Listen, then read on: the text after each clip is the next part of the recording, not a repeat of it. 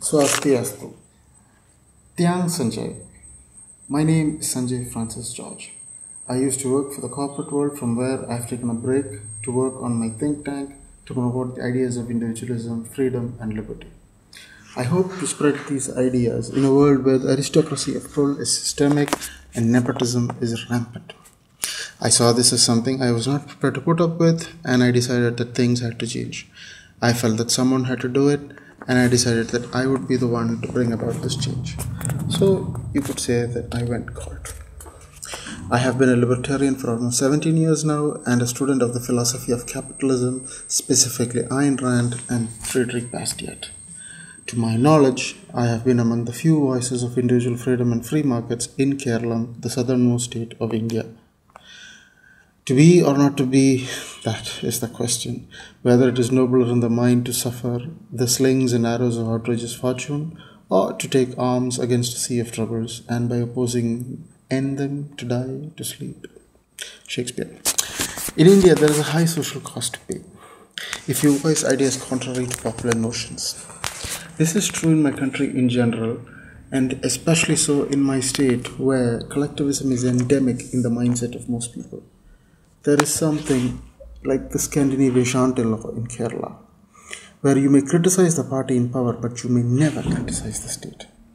In Keralam, communism is a way of life for many people, and many families have been supporters for generations now.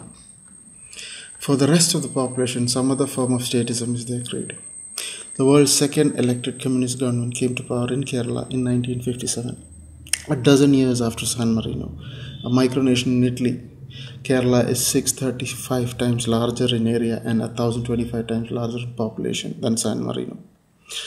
I am a student of life, and besides reading up on libertarian topics and books, I also study many massive open online courses, or MOOCs as they are called. I am no Nathaniel Brandon, but I do what I can. I give motivational talks to youngsters who struggle to make sense of our society.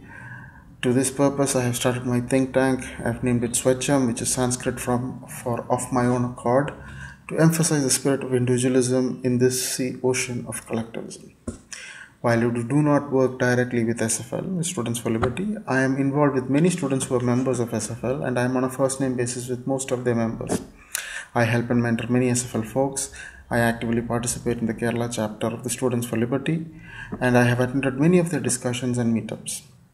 I have also attended the first ever South Asian Students for Liberty conference held in January in New Delhi this year, and I met lots of enthusiastic youngsters who are now my friends and who use me as a call center, like through Skype and chat, for answers when they struggle with their peers, with their more status peers in discussions. I regularly advise them from an Indian or nation perspective using metaphors and real life examples. In the ISL conference in Bali, there are many heroes of mine whom I would like to meet and make connections with.